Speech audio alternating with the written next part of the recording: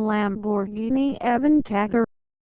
The Aventador is brutally powerful and obscenely flamboyant, but it's also surprisingly agile for its size, making it one of the most drivable Lambos ever produced. Simply because it's drivable doesn't make it easy to drive, and therein lies its appeal. Available as a coupe or roadster at flaunts, a 6.5-liter, 691 HP V12 mated to a 7-speed automatic transmission and all-wheel drive. For the ultimate, the Superveloce offers 740 HP. Get yours ASAP. Only 600 will be sold worldwide. Crazy acceleration. That's what we were promised by, of all things, the PowerPoint slide during the presentation of the new 2016 Lamborghini Aventador SV as we geared up for some lap time at Spain's Circuit de Barcelona, Catalunya. It's not often we see crazy, with all it implies, during a press presentation, especially by a company hawking its own product, but there it was. Lamborghini wasn't calling the whole cart crazy, only the acceleration, but it might as well have been. First off, the SV, which stands for Superveloce, or Superfast, packs the same tune for its V12 as did the hyper-expensive. Only 3 were sold to the public then. It's Lambo's most powerful V12, and it leverages optimized variable valve timing, a new exhaust system, and a higher redline, now 8,500 RPM. Up from 8,350 to raise output to 740 horsepower at 8,400 RPM. Torque remains at the same level as in the non-SV Aventador, 509 pounds-feet at 5,500 RPM. But while the dorsal fin Veneno's calling card was its crazy styling, the Superveloce is intended solely to circle the racetrack as quickly as possible. Which it does, having just lapped the Inverbramming in less than 7 minutes.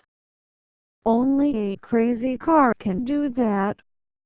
Helping matters is the claimed weight loss of 110 pounds. That comes courtesy of composite rear fenders and rocker panels, as well as a manually adjustable carbon fiber wing and fixed C-pillar aero scoops in place of the electronically actuated wing and scoops on the standard Aventador. There's also much less sound insulation and carpeting, leaving the sexy carbon fiber structure largely exposed, plus thinly padded fixed back carbon fiber racing seats. Other consequential changes include the fitment of lightweight and gorgeous new wheels, lateral strut-type magnetic shocks, the production car first, says Lamborghini, and variable ratio steering that reduces lock-to-lock motion, particularly with the drive systems in the most aggressive mode, Corsa. During our laps on the circuit, the first thing we noticed was the sound, carefully engineered to let in the harmonics of the engine but not the less desirable transmission chatter. The result is a raw, wicked wail that easily drowned out the directions we were being given over an in-car radio issued by Lamborghini. Lamborghini test pilot Marco Passerini led us around the track, and he wasn't shy as a driver or a person quickly establishing the rapid pace through Catalunia's 16 corners.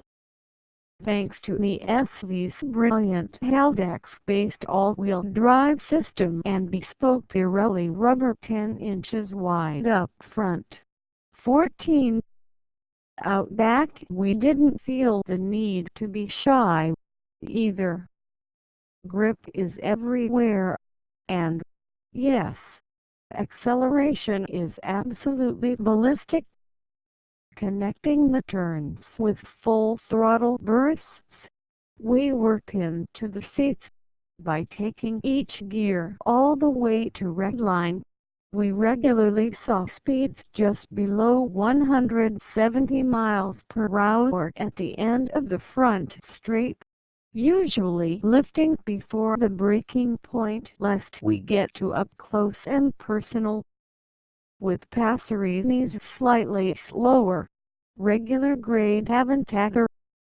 Such explosive acceleration means that corners come up, ahem, super fast.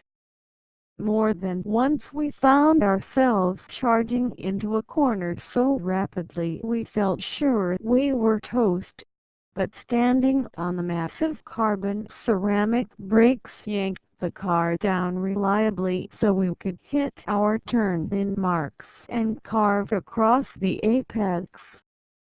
Some credit for the stupefying abilities demonstrated by the car can be issued to the astounding high-speed downforce up by 170%. Says Lamborghini, which helps keep those fat Pirellis adhered to the pavement during such pucker-inducing braking. As if to prove the point, we watched the rear of Passerini's car dance around under full brakes while the rear of our car stayed put. It took a few corners, however, to get used to the new variable ratio steering. Between the right now braking, the proactive magnetic dampers keeping things flat, and the extremely quick steering in Corsa mode, turn-in is so immediate that our first laps included making many minor mid-corner corrections. We also toggled between Sport and Corsa modes, finding Sport to be amazing in its own right, but we liked the latter even more once we became acclimated to the steering. Corsa also offers hyper-speed shift times and a more textured ride quality than do the slightly softer Sport and softer still Strata modes.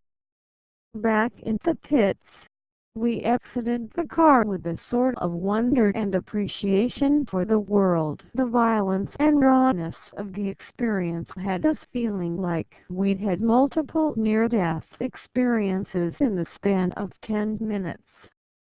Even after multiple sessions, our internal dialogue remained the same. First, I'm alive. Second, what an awesome car. Third, my brain might explode. That was so incredible. As is the case with most sports cars, lower mass means better performance.